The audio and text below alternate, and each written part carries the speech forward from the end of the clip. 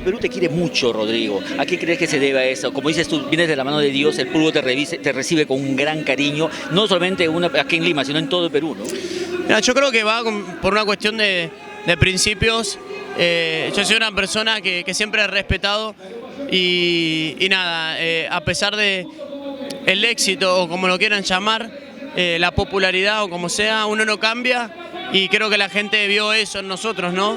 No solamente en mí, sino en los chicos, que somos un grupo que valora mucho lo que tiene, es agradecido y siempre agradecer, ¿no? A Dios infinitamente porque nos da la bendición de estar trabajando en lo que amamos.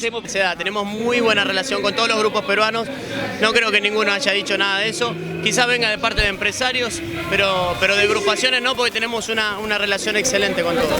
Se ha visto ciertas guerras sucias. Claro, exacto, pero no de músicos, ni de la gente. Yo creo que es una cuestión de poder, ¿no? Y nada, cuando una persona quiere poder, yo creo que hace lo imposible para... Pero nada, yo estoy, como digo siempre, de la mano de Dios. El grupo Ráfaga está de la mano de Dios, con la gente que estamos trabajando también aquí en Perú.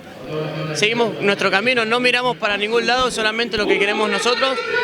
Hemos logrado muchísimo como estamos y creo que, nada, lo dejamos en manos de Dios todo.